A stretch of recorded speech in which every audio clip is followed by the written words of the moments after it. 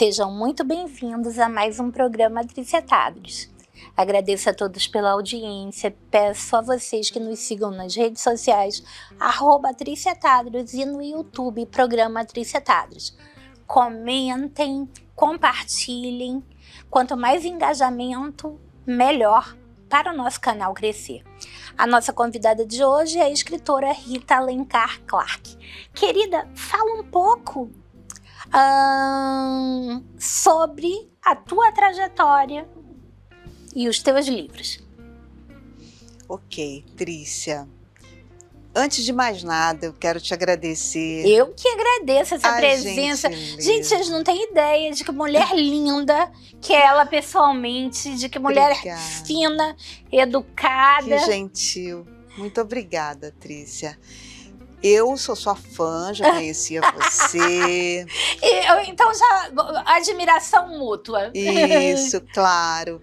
E eu vim aqui porque eu tô lançando esse livro. Pois é, mas antes disso, eu queria que você falasse para o nosso público da TV aberta quem é a Rita, como começou a tua paixão pela literatura, né? Conta lá desde aquela criança, né, tendo contato com as primeiras letras, sim, até os livros que Rita lançou e está lançando agora na Flip. Sim. Então, eu tive muita sorte de nascer de uma família de escritores, né? Meu pai, o poeta Alencar e Silva, é da Academia Amazonense de Letras, né? E antes disso, o meu pai, pequeno ainda, com 10 anos, 11 anos, frequentava a Academia Amazonense de Letras com o avô dele. Então, a família Alencar, ela tem essa tradição de letras. Sim, sim. Né? Então, nós fomos criados, tivemos a sorte aqui em Manaus de sermos criados em meio a livros, a bibliotecas.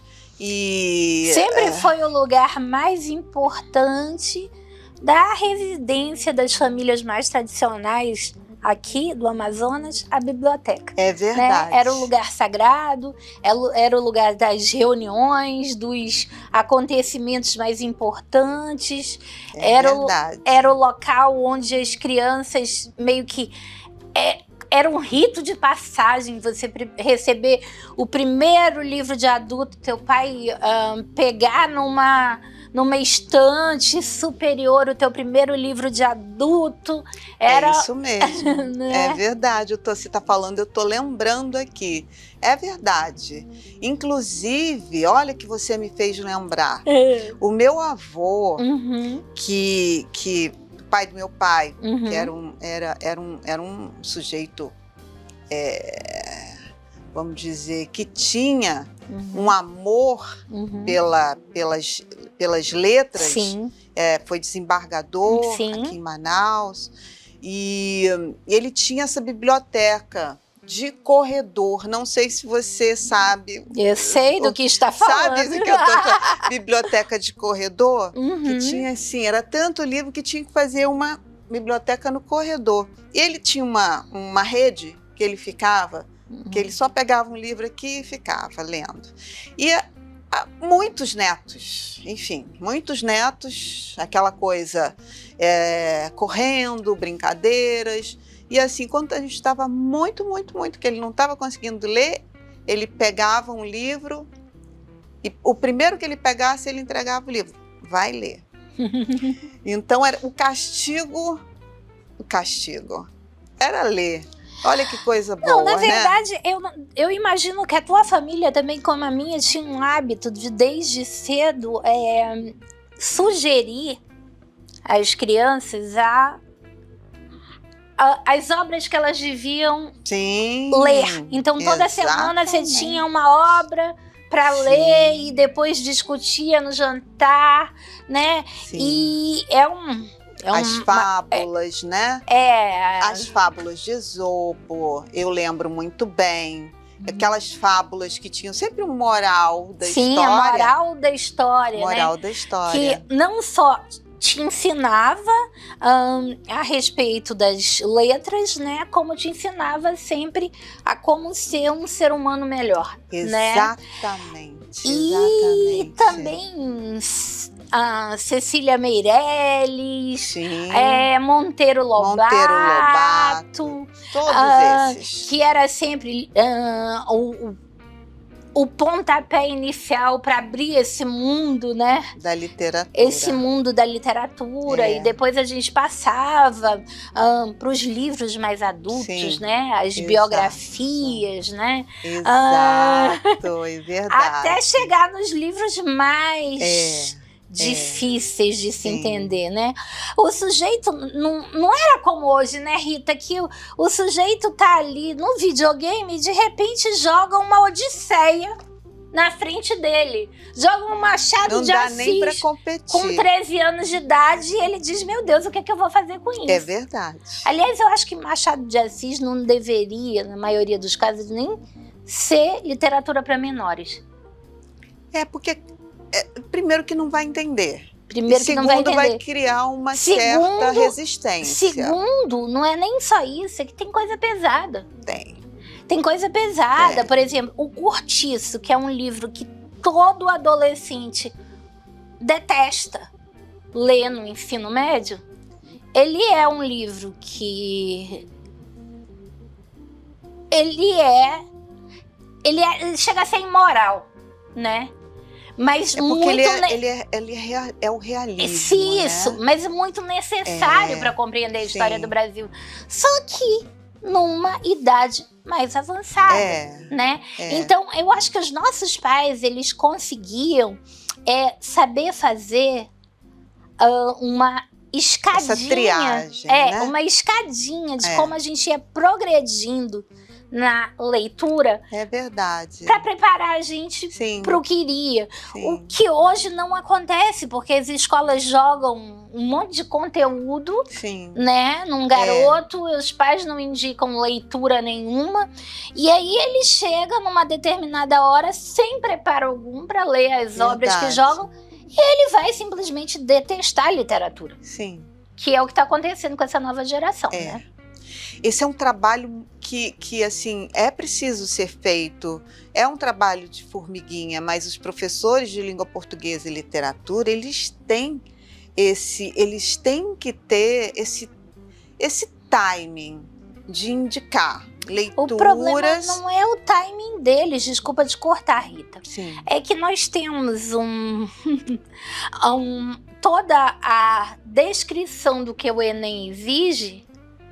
Só que o Enem exige coisas que são inadequadas para a idade do leitor, né? Então, a gente, como amante aqui da literatura, não tem voz para chegar a alterar um currículo, né? E eu não entendo por que as pessoas que são do Ministério da Educação, né, que vão receber essa turma nas universidades, não tenta fazer como os nossos pais faziam, né? A adequação à faixa etária, né? Isso aí é um problema que nós vamos sempre enfrentar. Porque de fato, assim, quando a literatura ela ocupa um espaço que deveria ser de orientação dos pais, muitas vezes ela se torna, por exemplo, quando é obrigatória, ela dói, ela machuca. Ela machuca e ela causa uma certa repulsa. E, Rita, uma outra coisa que eu sinto é que nós, até pouco tempo, tínhamos livrarias como passeio, né? Isso. E hoje nós não temos. Nós não temos um lugar para levar os filhos para... talvez livraria leitura no Amazonas Shopping. É o que sobrou. O último que sobrou. É o que sobrou. Mas, é uma pena, né? Nós não temos mais como levar filhos para passearem em livrarias, em tomarem amor pelo aquilo, em abrir esse livro, experimentar o que gosta. Mais uma vez, a família tem que fazer esse papel. Mas né? assim, do jeito que as pessoas estão destruindo o consumo de livro físico, né? Fazendo com que as livrarias tenham muita dificuldade de se manter, né? Verdade. Acontece que não vão ter mais lugares disponíveis para que se faça isso. Daqui a um tempo, por mais que você procure, você vai ter que viajar para outro lugar para mostrar para o seu filho o que é uma livraria, o que é uma biblioteca. Isso, né? Porque tá ficando difícil. Mas, Rita, conta um pouquinho mais de você. Então, aí eu comecei a escrever meus primeiros poemas. Eu era muito nova, devia ter uns 10, 12 anos. Quem nunca, né? Todo mundo... Aqueles poemas que você fala assim... não vou mostrar pra ninguém que isso aqui é... Tem vergonha. Escrevo, amasso, jogo fora. Eu guardava, né, dentro Tinha aquele caderninho, dos caderninhos. Né? Mas aí essa coisa foi ficando mais séria, porque eu comecei a escrever pequenos contos, gostar de ler e tentar imitar, por exemplo, né? Quem te inspirava a imitar? Por exemplo, eu gostava muito de ler as histórias clássicas, né? Então, eu conheci muito cedo, lá com os 14 anos, as irmãs Brontë. Então, eu li Jane Eyre. Foi o primeiro livro, assim, que eu fiquei impactada, foi Jane Eyre. Pelo fato de ter sido escrita por uma mulher, né? Uma vitoriana, uma menina, eram 3 irmãs. A outra escreveu o Morro dos Ventos Uivantes, que eu também li e ficou alucinada. Louca. Então, a literatura de autoria feminina sempre me encantou. E Cecília Meirelles era assim... Bom, a delicadeza eu tenho uma irmã que se chama... letras, né? Eu tenho uma irmã que se chama Cecília, em homenagem a Cecília Meirelles. Então, olha o nível, né? Já era uma paixão em casa, né? E depois, assim, eu fui fazer faculdade de letras. Eu vou pedir um minutinho de comercial e você vai contar dessa sua segunda fase, a faculdade. Sim. A gente volta já já.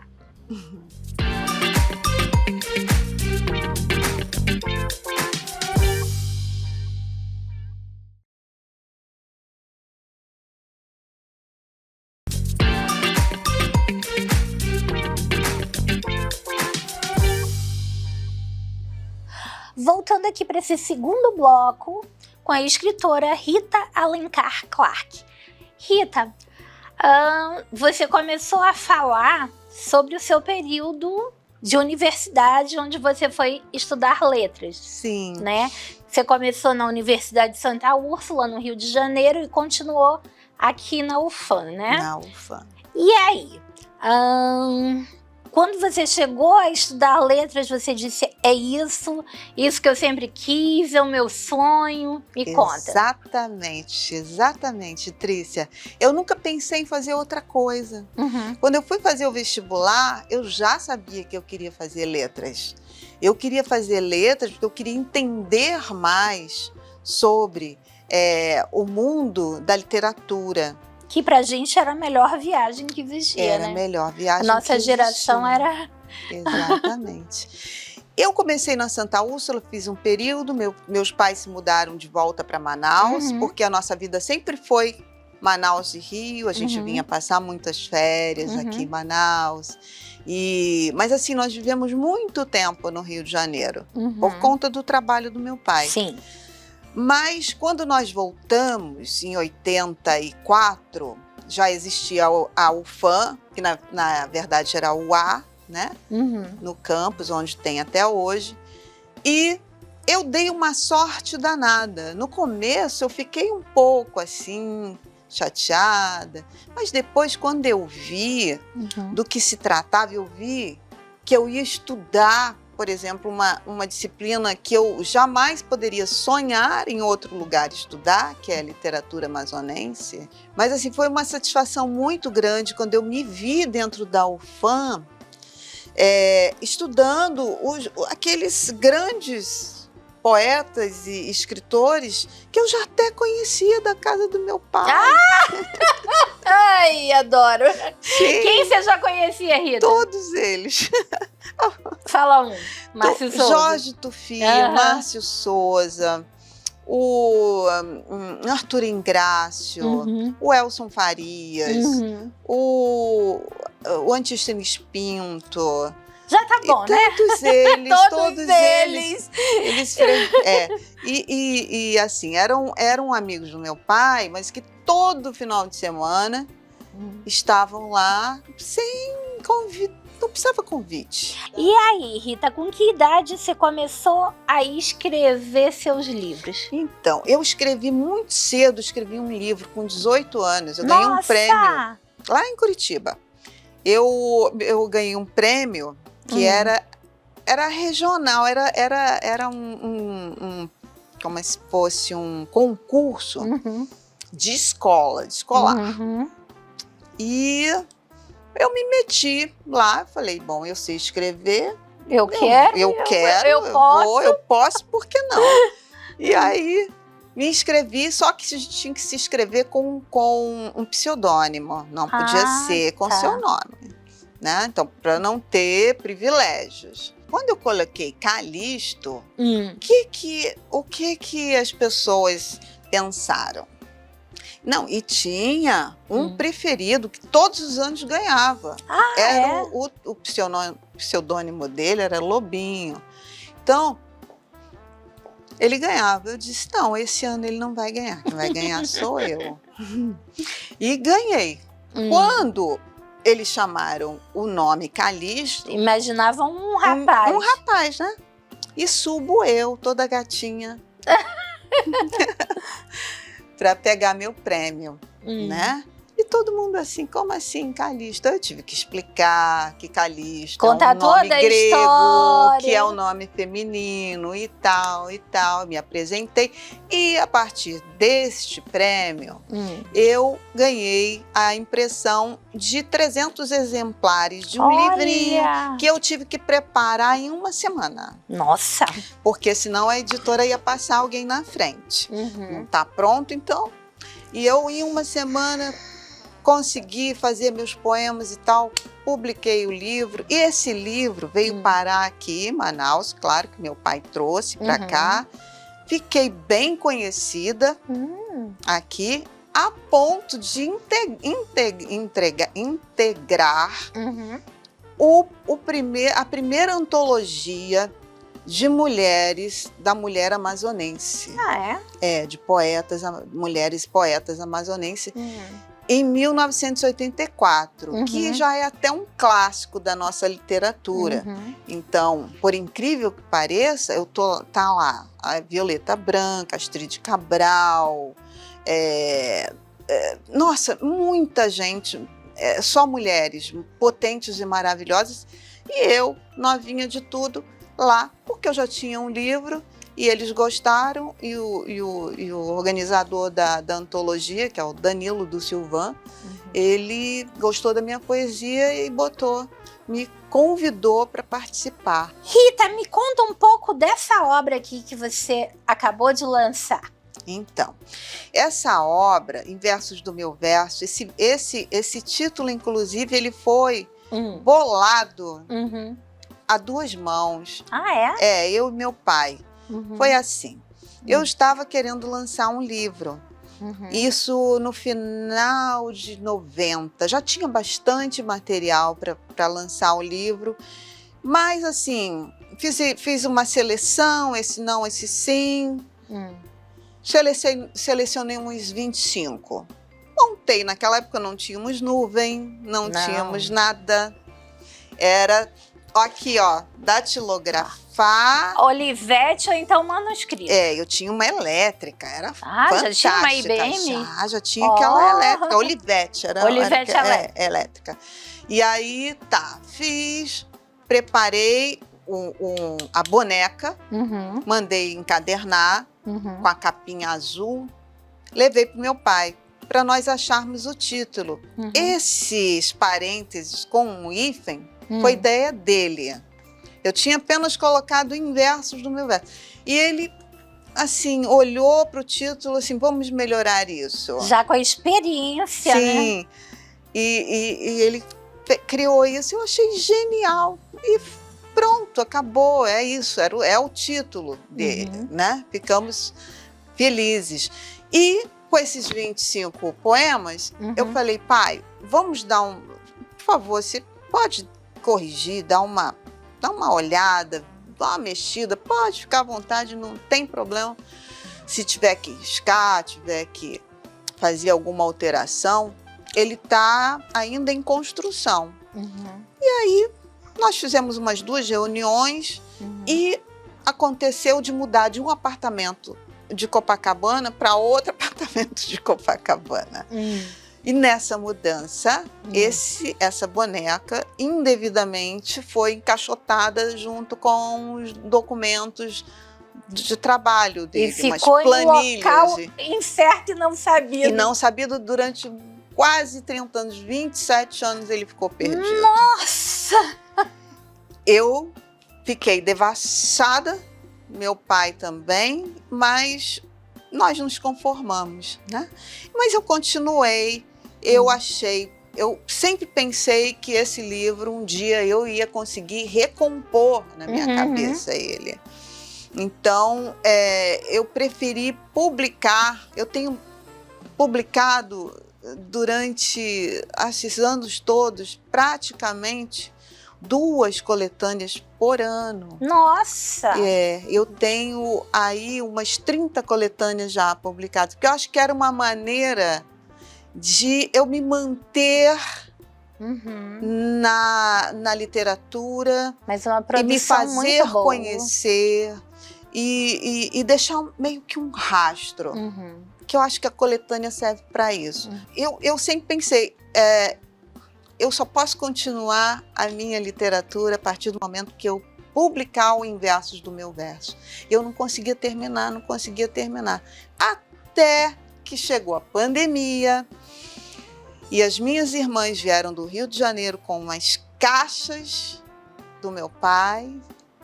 E gente, ficou no Rio de Janeiro o tempo todo. Nessa pandemia, as meninas vários abriram. tesouros foram encontrados nessa Saiu pandemia. aquela boneca.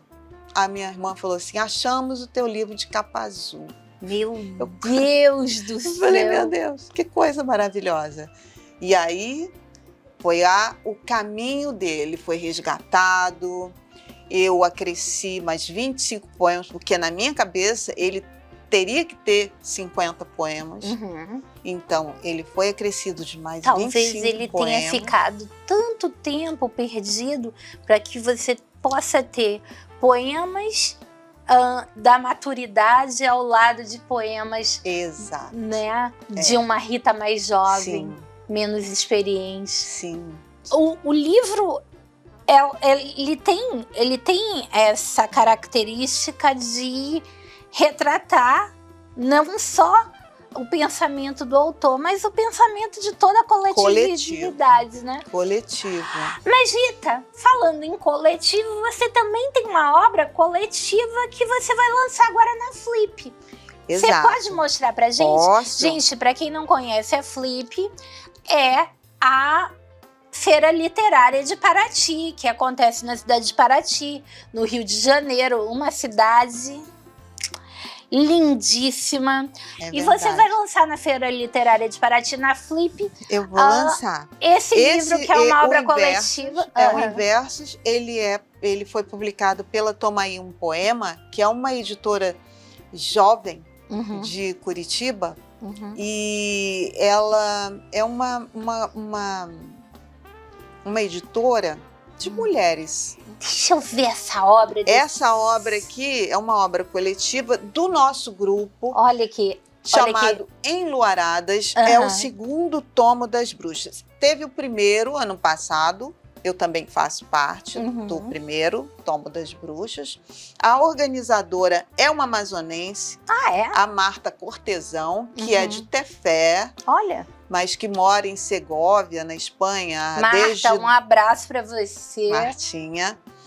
Desde 2012, e ela é uma ativista da literatura. Olha, que legal. Parabéns, então, ela Marta. reuniu 120 mulheres aqui que falam sobre a literatura, sobre as demandas femininas, e esse especialmente é corpo e memória. Olha. Então, as mulheres aqui, os poemas, eles estão nesse universo do nosso corpo, e da nossa memória, que eu acho que é o que a gente tem de mais importante a preservar, né, Rita? Isso, exatamente. Rita, eu agradeço muito a tua presença, vou convidar todo mundo a conhecer tuas obras, e se você for a Flip, não deixe de visitar, né? A Casa Gueto, tá?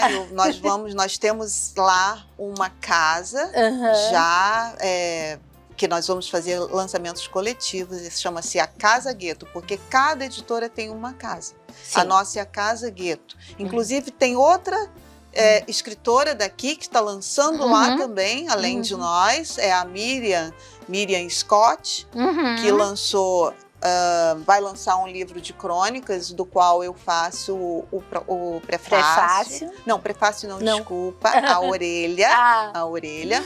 E mais que somos mulheres que estaremos lá representando a literatura de autoria feminina do Amazonas. E sem esquecer que a Flip, ela tem como patrocinador o Sesc, que é presidido a CNC, Confederação Nacional do Comércio, é presidida por um amazonense, né? Olha, é verdade. Que é meu pai. Olha que coisa maravilhosa! Então estamos todas juntas. Então estamos todas juntas, e quem puder, né, apreciar a Flip, vai ser uma viagem maravilhosa, tenho certeza. Vai ser. Obrigada pela audiência, um beijo para vocês e até o próximo programa. Obrigada, Tri.